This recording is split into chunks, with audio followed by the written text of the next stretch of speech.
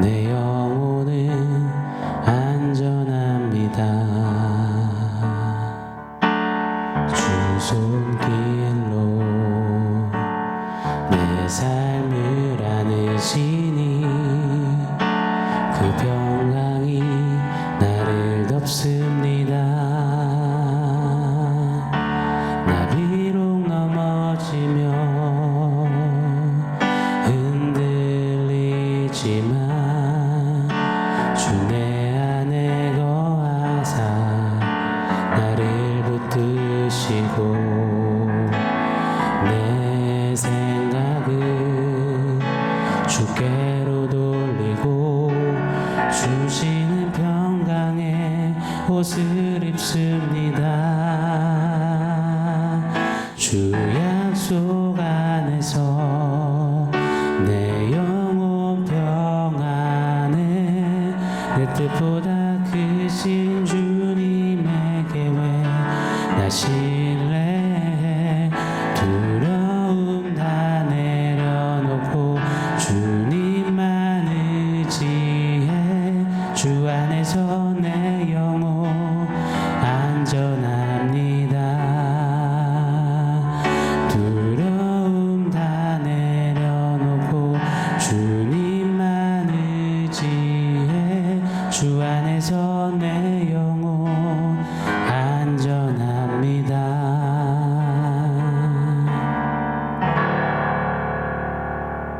샬롬. 오늘 우리에게 주신 하나님 말씀은 요한복음 20장 20절 말씀입니다. 우리 한 목소리로 같이 읽겠습니다. 이 말씀을 하시고 손과 옆구리를 보이시니 제자들이 주를 보고 기뻐하더라. 아멘. 상처의 위력은 오래갑니다. 넘어져서 까지고 피가 난 상처야 시간 며칠 지나면 아물지요. 그러나 가정 안에서 학창시절 가운데 직장생활 등등 이 관계 안에서 받는 상처들은 트라우마가 되어서 오래도록 지속됩니다.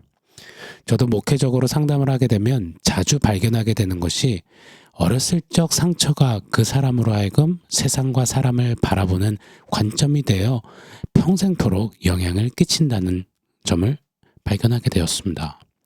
가령 술 먹고 술주정을 하며 어머니와 자신을 때렸던 아버지, 그렇게 아버지로 인해 새겨진 상처가 꽤나 선명한 겁니다. 대학교를 졸업하며 사랑하는 여자친구가 생겼답니다. 그런데 사귄 지 얼마 안 돼서 회사 회식으로 술을 많이 마신 채 자기를 만나러 온 여자친구를 보게 됩니다. 그때 막 심장이 쪼여오더랍니다. 술로 인해 가정이 망가지고 파탄에 이르르는 어떤 공포, 미래에 대한 공포가 몰려옵니다. 자기가 사랑하는 여자가 술을 이렇게 많이 마시다니. 그래서 그날부로 이별을 통보했다고 합니다. 술주정뱅이 아버지 때문에 이 아들내미 평생에 새겨진 상처의 결과였습니다. 이것을 극복하는데 엄청나게 오랜 시간과 노력이 필요했다라고 고백하더라고요.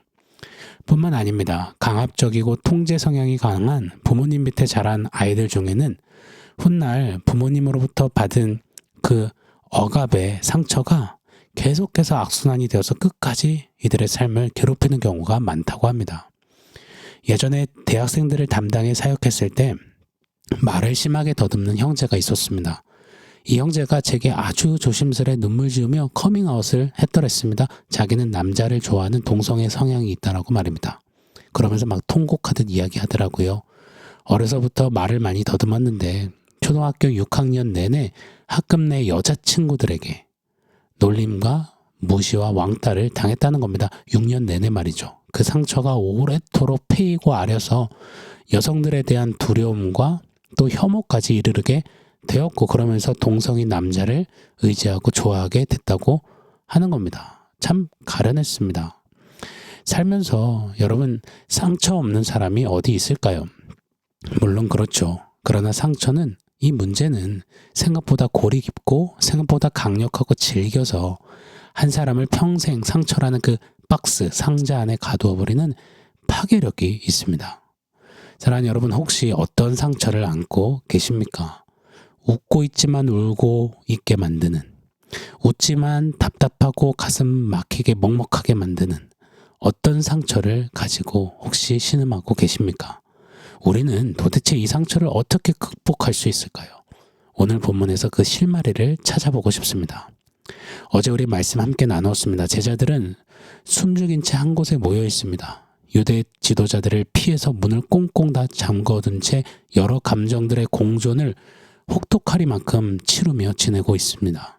절망, 좌절, 시리, 실패, 포기, 분노, 아픔, 막막함 등등등 말입니다. 이때 우리 예수님이 문을, 벽을 뚫고 들어오십니다. 그러시고는 제자들에게 샬롬 외쳐주십니다. 굳게 닫혀있던 그들의 마음, 그 마음의 빗장을 통과해 활짝 여시는 분은 오직 우리 주 예수님, 부활의 주님 뿐임을 믿습니다. 제가 이 설명하면서 이미 답을 다 드렸네요. 우리의 상처 또한 부활하신 예수님만 온전히 회복하실 수 있음을 믿습니다. 확신합니다. 상처를 도리어 기쁨으로 바꾸시는 기막힌 역전과 반전과 회복과 치유가 부활의 주 예수님 안에서만 일어남을 믿습니다. 오늘 이 본문 보세요. 20절 말씀입니다. 이 말씀을 하시고 손과 옆구리를 보이시니 제자들이 주를 보고 기뻐하더라. 아멘. 부활하신 주님은 제자들에게 손의 못자국과 옆구리에 찔린 이 창자국, 그 심한 상처를 보여주십니다. 예수님은 지금 부활체, 영광체, 새로운 몸을 입으셔서 벽을 뚫고 제자들에게 찾아가실 수 있으셨죠. 그런데 이 부활체는 새로운 몸이지만 연속성이 있는 몸입니다. 그래서 그 상처, 흔적들이 남아 있는 거죠. 여하튼요, 너무도 잔인했고 난폭했으며 처참했던 십자가의 그 무게와 그 고통, 아픔이 고스란히 베어진 예수님의 상처들을 지금 제자들이 보는 겁니다. 그런데 제자들이 좀 너무합니다. 예수님의 상처를 보면 통곡해야죠. 사랑하는 스승님이 이런 고초를 당하실 때 도망쳤던 자신들의 그 비겁함과 찌질함에 막 가슴을 치며 죄송하다며 눈물을 뿌리고 꺼이꺼이 울어야 그게 좀 맞지 않겠습니까? 제 이야기를 좀 잠시 드리겠습니다. 2003년 1월에 저희 아버지가 목회의 현장에서 급성 뇌경색으로 쓰러지시고 한쪽 편 편마비를 입으셨습니다. 저는 당시 미국에서 힘겹게 유학생활을 하고 있었거든요. 학비에 생활비를 버느라 정신이 없었습니다. 저는 아버지가 쓰러지셨다는 소식을 3개월이 지난 4월이 돼서야 들었습니다. 위급한 상황에 아버지 소식을 듣게 되면 제가 당장이라도 한국으로 뛰쳐나갈까봐 조금 시간이 지나 알려주셨다고 합니다. 아버지가 쓰러지시기까지 여러 비하인드 이야기를 제가 직간접적으로 잘 알기에 너무 속상했습니다. 화도 났고요.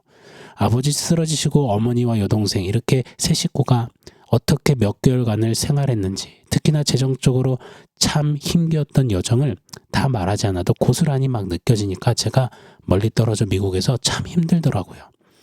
그런데 한국에 나가지도 못하고 제 코가 석자이다 보니 아무런 역할도 하지 못함에 정말 마음이 어려웠었습니다. 그러다 그 해 저는 9월에 희귀병에 걸렸고요. 그리고 나서 2해가 지나고 2006년에 2005년이죠. 부모님이 미국에 들어오셨습니다. 당시에는 영상통화 이런 게 없었거든요. 그래서 저는 쓰러지신 이후 아버지의 모습을 공항에서 2년 만에 처음 뵌 거였습니다. 상상했던 아버지 모습은 힘있게 빠른 걸음으로 이것저것 막 가방을 끌고 나오셔야 하는데 아버지가 휠체어에 앉아 나오시더라고요. 80, 90km 나가시던 아버지가 60km가 되시더라고요. 아버지 그 모습을 처음 딱 보는데 막 눈물이 그냥 공항에서 막 터져 나왔습니다. 그리고 그때 그 장면은, 그 공항에서 아버지 휠체어 타고 올라오시는 그 장면은 지금도 제 머릿속에 너무나 선명하게 남아 있습니다. 얼마나 울었는지 몰라요. 아버지의 그 힘이 빠져있는 왼쪽 편 팔과 다리, 막 근육이 이제는 막 물러져 흐물거리는 모습에 와, 정말 힘든 시간 보내셨겠구나. 고통이 이만저만 아니셨겠구나. 그 시간을 같이 못 해드린 게 너무 멀리 떨어져 있었던 게 그저 막 죄송했던 기억이 있습니다. 제 이야기를 좀 너무 길게 드렸는데요. 예수님의 상처를 보면서 제자들은 최소한 제가 공항에서 그리했던 것 같은 그런 반응, 표정은 가져야 하는 것 아니겠습니까? 그런데 보십시오. 20절 한 번 더요. 이 말씀을 하시고 손과 옆구리를 보이시니 제자들이 주를 보고 기뻐하더라. 예수님을 보며 기뻐하는 제자들입니다. 이게 무슨 일입니까? 히브리 문화는 우리 조선 문화와 달라서 이 문화 차이인 건가요? 아닙니다. 제자들은 지금 엄청난 상처를 안고 있습니다. 트라우마가 이게 말로 다 표현이 불가할 정도입니다. 주님을 잃었다는 상실감, 모든 것을 다 걸었는데 다 끝장나버린 것 같은 좌절감, 절망감, 포기, 또 주님을 나 몰라라 모르세하며 도망쳤던 스스로에 대한 어떤 치사함, 분노 등등 여러 감정들이 다 뒤섞인 채 제자들은 너무도 크고 뼈아픈 상처에 신음하고 있었습니다. 그 상처투성일 때 부활하신 주님을 만나 뵙는 겁니다. 자신들을 위해 십자가에 달리셨던 부활의 주 예수님을 뵈니 예수님의 그 상처를 보니 그 상처는 자신들의 상처는 기쁨으로 바뀌는 겁니다. 낙심의 소망의 기쁨이 일고 두려움의 담대한 기쁨이 마구 샘솟듯 일어나는 겁니다. 이게 무슨 일입니까? 무슨 영문일까요? 저는 부활하신 주님이 우리들의 상처를 가져가신 연고라 믿습니다. 이사야서 53장 3절로 6절 말씀을 제가 한번 읽어드려 볼게요. 그는 멸시를 받아 사람들에게 버림받았으며 간고를 많이 겪었으며 질고를 아는 자라. 마치 사람들이 그에게서 얼굴을 가리는 것 같이 멸시를 당하였고 우리도 그 귀히 여기지 아니하였도다. 그는 실로 우리의 질고를 지고 우리의 슬픔을 당하였거늘 우리는 생각하기를 그는 징벌을 받아 하나님께 맞으며 고난을 당한다 하였노라. 그가 찔림은 우리의 허물 때문이요 그가 상함은 우리의 죄악 때문이라. 그가 징계를 받음으로 우리는 평화를 누리고 그가 채찍에 맞음으로 우리는 나음을 받았도다. 우리는 다 양 같아서 그릇 행하여 각기 제 길로 갔거늘 여호와께서는 우리 모두의 죄악을 그에게 담당시키셨도다. 아멘. 우리 주님이 우리가 죄된 세상에 살며 경험하는 우리의 모든 상처거리들, 멸시, 버림받음, 간고, 질고, 슬픔, 징벌, 매맞음, 찔림, 채찍질 등등등 우리가 이 땅에서 지낼 수 있는 모든 상처와 아픔을 다 고스란히 짊어지시고 온몸의 상처투성이가 되사 십자가의 단번에 해결하셨습니다.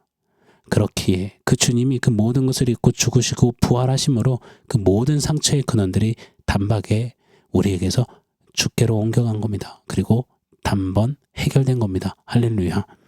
사랑하는 여러분, 우리의 상처요 누가 해결해 줄 수 있습니까? 유명한 상담가가요 오은영 박사님이요 상처를 준 사람이 오랜 시간 지나 찾아가 미안하다 한마디 해주면요 아니요 쉽지 않더라고요. 한 번 입은 상처는 쉬이 사라지지 않더라고요. 이 세상에 사는 모든 인생이 죄 아래 살며 신음합니다. 죄로 점철된 세상에 이리 닦이고 저리 닦이고 이리 치이고 저리 치이면서 크던 작던 상처에 상처를 입으며 삽니다. 이 세상에 사는 인생 중에 상처 없는 사람, 상처를 온전히 다 극복한 사람은 아마 없을 겁니다. 물론 그냥 덮어두고 그냥 묻어두고 그래도 오늘의 좀 더 나은 삶을 살고 있으니 그로 인해 그냥 위안 삼으며 잊고 살자 이런 경우들은 있어도 상처를 다 벗어난 자유한 사람은 없을 겁니다. 그래서 우리의 상처에는 우리의 모든 상처를 다 지고 그 상처를 안고 죽으시고 그 상처와 상처의 그 근원되는 죄 문제까지 다 단번에 파하시고 이기신 부활의 주 예수님만이 우리 상처를 근원적으로 치유하시는 겁니다. 치유 정도가 아닙니다. 상처를 도리어 기쁨으로 바꾸시는 놀라운 역전과 반전을 이루시는 겁니다. 부활하신 예수님을 만나자 막달라 마리아도 심히 기뻐했습니다. 울지 않습니다. 상처 가득 제자들도 부활하신 주님 배웁자마자 기뻐했습니다. 사랑하는 여러분, 상처로 신음하신다고요? 상처 때문에 내가 참 별로라고요? 상처가 올무가 된다고요? 상처에 늘 발목 붙잡으신다고요? 부활하신 예수님 앞에 진솔히 나아가 보십시오.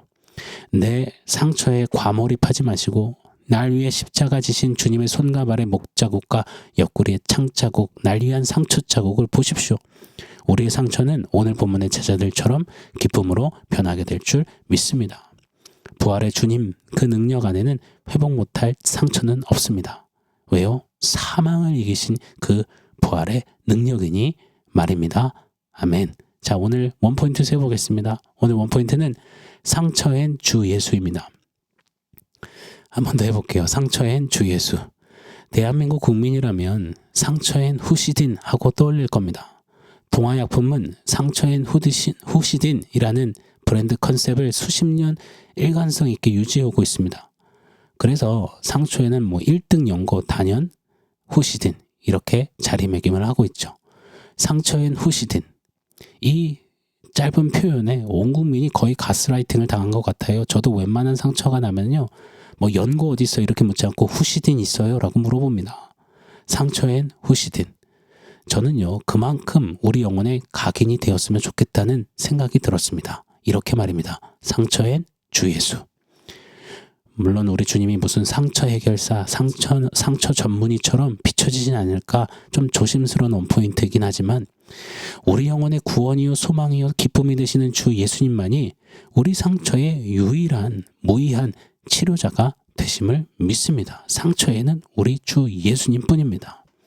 고로 상처에 매이지 마시고 상처에 굴하지 마시고 상처에 이것저것 찾아다니며 도울음이 없는 인생 의지하지 마시고 상처를 해결하겠노라고 또 다른 상처를 겹겹이 쌓아내지 마시고 상처에는 주 예수, 오직 부활하신 주 예수뿐임을 늘 선포하며 예수님 바라보는 은혜가 있기를 바랍니다. 부활의 능력이 우리를 회복하십니다. 한 번 더 외치겠습니다. 상처엔 주 예수뿐입니다. 아멘. 사랑하는 성도 여러분, 오늘 말씀과 원포인트 기억하면서 우리 함께 기도하겠습니다. 상처에 신음하지 않고 상처에 오직 유일한 회복과 치유가 되시는 부활의 주님 바라보겠습니다. 우리 결단하며 우리 기도했으면 좋겠습니다.